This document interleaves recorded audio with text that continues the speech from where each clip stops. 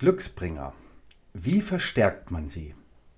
Amulette und Talismane sind bereits seit vorgeschichtlicher Zeit sehr verbreitet, besonders im alten Orient und in China.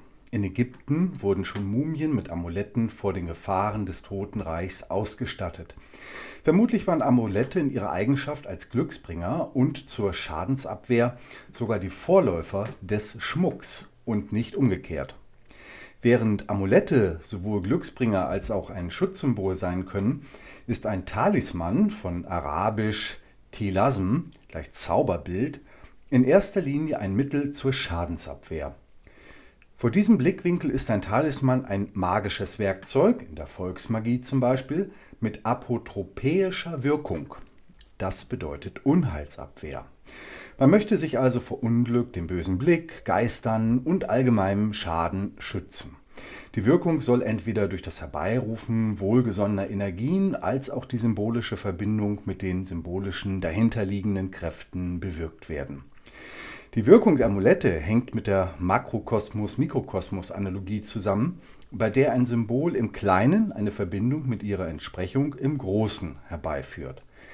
Ein ähnliches Prinzip finden wir ja auch in der Astrologie. Klassische Amulette sind zum Beispiel das Horn, Abbildung von Kriechtieren, Insekten, Kleeblätter, Edelsteine oder Halbedelsteine, Namen und Buchstaben oder Götter und Heiligenbilder sowie deren Symbole. Jägerkulturen hingegen haben sich bereits schon vor Jahrtausenden zum Beispiel Zähne und Krallen ihrer Jagdbeute umgehängt, damit die Kraft des Tieres auf sie übergehe. Im türkischen Kulturkreis kennen wir das Nazar, ein blaues Auge, ein beliebter Talisman, um sich zum Beispiel gegen den bösen Blick zu schützen. Das Tragen eines Amuletts erhält das Selbstbewusstsein und das Sicherheitsgefühl des Trägers. Allein diese psychologische Wirkung führt zu mehr Sicherheit im eigenen Denken, Handeln und Auftreten. Der Träger ist optimistischer und nimmt die Dinge allgemein positiver wahr. Das ist hilfreich. In stressigen und angstvollen Situationen unterstützt es den Träger, wieder schneller ins emotionale Gleichgewicht zu kommen und die Situation besser kontrollieren zu können. Abgesehen von der positiven Verstärkung schenkt es dem Träger auch eine soziale und kulturelle Identifikation. Somit kann das Tragen einer bestimmten Amulett- und Talisman-Variante innerhalb einer Gruppe zu einem stärkeren Zusammenhaltsgefühl führen. Selbst ohne den Glauben an eine magische Schutzwirkung oder glücksbringende Eigenschaft hat das Tragen von einem Amulett oder Talisman für den Träger viele mögliche Vorteile. Die Verstärkung eines Amuletts oder Talismans. Je stärker sich der Träger mit dem Amulett persönlich identifiziert, desto besser die zu erwartende Schutzwirkung. Generell eignen sich Objekte, die man an einem besonderen Ort oder von besonderen Menschen erlangt hat, besonders gut als Amulette. Auch Dinge aus der Kindheit, die leider viel zu oft und schnell achtlos weggegeben oder entsorgt werden, haben eine besondere Verbindung zum Träger und sollten quasi als heilige Gegenstände an einem besonderen Platz aufbewahrt werden, selbst wenn man sich deren Bedeutung noch nicht bewusst ist. Amulette trägt man gerne in der Nähe des Herzchakras, wo sie eine besonders starke Wirkung haben. Wenn man sie eine lange Zeit nicht getragen hat, kann man sie zum Beispiel mit einem geeigneten Räucherwerk, zum Beispiel einem Räucherstäbchen, Beifuß oder Lorbeerblätter, die man verbrennt oder über eine Kerze transformiert, energetisch gereinigt werden.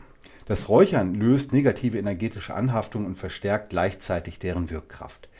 Es ist durchaus auch sinnvoll, den Körperkontakt mit dem Amulett herzustellen, zum Beispiel, indem man es ganz einfach ein paar Minuten lang in der geschlossenen Hand oder beiden Händen hält.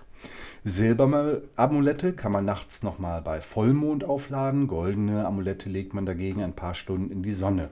Diese Metalle gehen dann in Resonanz mit den jeweiligen makroskopischen Himmelskörpern.